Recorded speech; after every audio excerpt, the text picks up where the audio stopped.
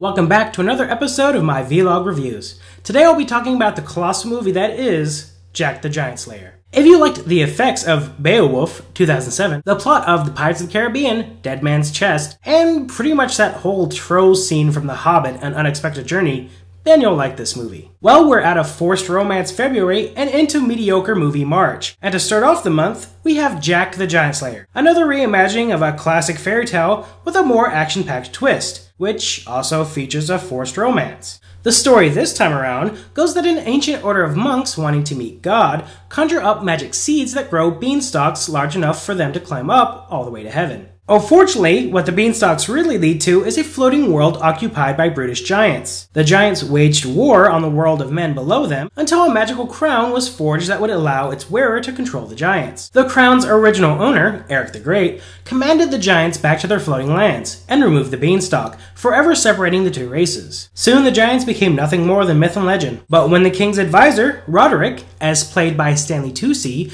sets his sights on conquering the kingdom and lands beyond, events are put in motion that will ensure the two worlds meet again and that history repeats itself. I gotta tell you folks, Jack the Giant Slayer did have some great potential, but just got buried beneath too much retreaded ground. Jack, as played by Nicholas Hoult, is a good-natured simple farmhand with his head in the clouds, quite literally, as we'll see later on. The kingdom's princess, Isabel, as played by Eleanor Thomason, is an adventurous rebel that flees the castle because her father wants to marry her off, but she only wants to marry for love. She meets Jack and a romance between the princess and the commoner begins to grow, as well as a massive vine that lifts her all the way up to the land of giants. And God, does this story feel overdone?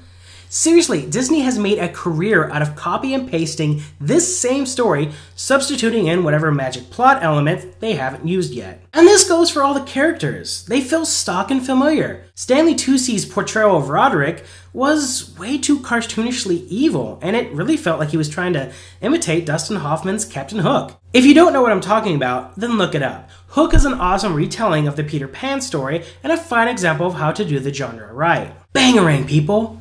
Bangarang! Back on topic. Ian McGregor plays the Princess Isabel's protector, Guardian Elmet, because just calling them knights would have seemed too old-fashioned. It feels like McGregor was a wasted opportunity. Even though his character has some good one-liners and takes main stage in a few of the action scenes, he's just so-so. It felt like they just wanted him because he's had experience working in a full CGI environment before. Bill Nighy is the voice of the two-headed giant General Fallen.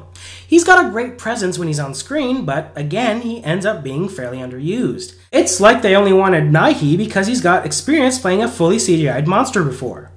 Seriously, are these guys typecasted or what?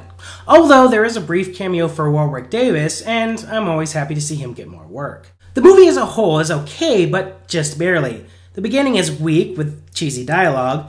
The middle is a little bit better, touching on some interesting ideas. The climax was incredibly epic and fun to watch, but then it all gives way to a rather disappointing ending. I won't give it away here, but let's just say movies that imply the fairy tale did happen in the real world often end up ticking me off and dropping my suspension of disbelief. I can't recommend this movie as anything more than a possible rental, but certainly nothing you need to see in the theaters. That's it for me for now. Until next time, I'm Darren with Movie to Blender.